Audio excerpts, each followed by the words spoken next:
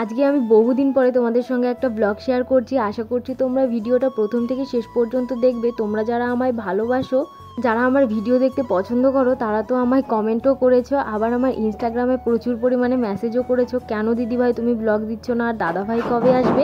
আর আজকের ভিডিওতে আমি তোমাদের সবটাই খুলে বলবো। আমি আজকে তোমাদের সমস্ত অপেক্ষার অবসান ঘটিয়ে ব্লগ নিয়ে চলে এসেছি। আর এখন থেকে আমি প্রতিদিন তো না, আগে আমি যেমন করে তোমাদের ব্লগ দিতাম একদিন বাদে একদিন, তো সেরকমভাবেই আমি তোমাদের সঙ্গে ভিডিও শেয়ার করব। আর দেখতেই পাচ্ছো আমি কিন্তু বাড়িতে চলে এসেছি। আর এখন থেকেই শুরু হয়ে যাবে আমার ঘর বাড়ি পরিষ্কার করার পালা। দীর্ঘ 7 মাস পর আমি বাড়িতে এসেছি। আর এসছি মাঝে মধ্যে, কিন্তু তেমনভাবে পরিষ্কার করা হয়নি থাকার উদ্দেশ্যে। তো এখন আমি বাড়িতে থাকবো, তো সেই জন্যই সমস্ত কিছু পরিষ্কার পরিচ্ছন্ন করতে হবে। আর এদিকে দেখো তোমাদের সঙ্গে কথা বলতে বলতে ইন্ট্রোটাই দিইনি।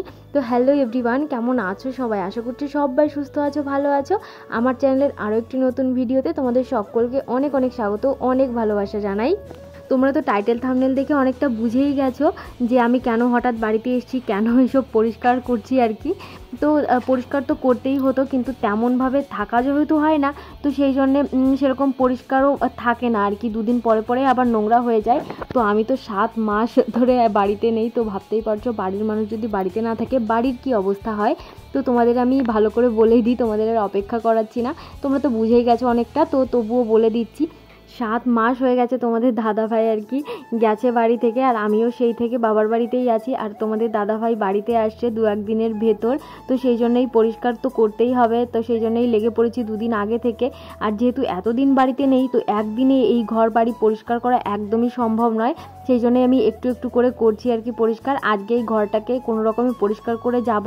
ইচ্ছা ছিল আজকেই পুরো ঘরটাকে একদম পরিষ্কার, একদম পরিপাটি করে যাব, কিন্তু সেটা আর হয়ে উঠলো না। হঠাৎ করে এই মা আমায় ফোন করে বললো সঙ্গে সঙ্গে বাড়ি যা, তোর ভাইয়ের ভীষণ জ্বর। আর মা নেই বাড়িতে, মা গেছিলো আর কি হসপিটালে, তো মাকে একদিন ভর্তি হতে হবে। সেই জন্য মা তো আর আসতে পারছে না, মায়েরও একটু শরীর খারাপ, তো সেই জন্য মা রয়েছে হসপিটালে। আর এদিকে ভাইয়ের প্রচণ্ড জ্বর, ও গেছিলো স্কুল থেকে ওকে আর কি ওর টিচাররা পাঠিয়ে দিয়েছে 105 জ্বর। ভাবতেই পারছো ওইটুকু না বাচ্চার এত জ্বর, তাহলে ওর কী অবস্থা হয়। তো এখান থেকে না আমি কিছুটা কাজ কমপ্লিট করে সঙ্গে সঙ্গে দৌড়ে বাড়িতে চলে যাই। বাড়ির কাজ আর পুরোপুরি করতে পারিনি। আর এদিকে দেখতেই পারছো আমি এই যে মুখে একটা ওড়না বেঁধে নিয়েছি, আর এই যে সায়মানাটা উপরের কাপড় যেটা টানিয়েছি, এটা না কেমন ঝুলে ঝুলে পড়েছে।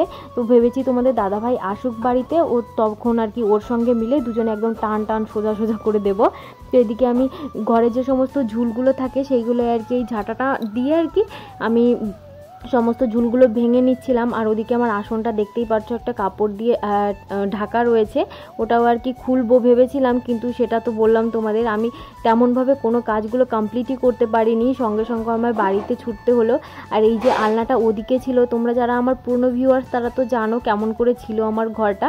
এদিকে আমার সেলাইয়ের মেশিনটা ছিল, তো সেটা আমি সামনে সরিয়ে নিয়েছি। আর এই যে আলনাটা রয়েছে এটা আর কি এইখানে দিলাম, আর সেলাই মেশিনটা ওই সাইডে নিয়ে নেব, দুটোর জায়গায় এক্সচেঞ্জ করে দিলাম আর কি। আমার একটা কী অভ্যাস জানো তো, তোমরা কারা কারা এমন করো একটু কমেন্ট করে জানিও তো আমায়। এই যে আমার থাকতে থাকতে একভাবে আমার না একদম ভালো লাগে না, মাঝে মধ্যে ঘর দৌড় একটু উলট পালট হলে আমার বেশ ভালো লাগে। তো সেই জন্য মাঝে মধ্যে আমি 2-1টা জিনিস এদিক থেকে ওদিক, ওদিক থেকে এদিক করি, আমার বেশ ভালো লাগে, একটু নতুন নতুন লাগে। আর হ্যাঁ, একটা ভাই আমায় কমেন্ট করে বলেছিল দিদিভাই প্লিজ তোমার ভিডিওতে আমার নামটা নিও, আমার নাম আদিত্য সরকার।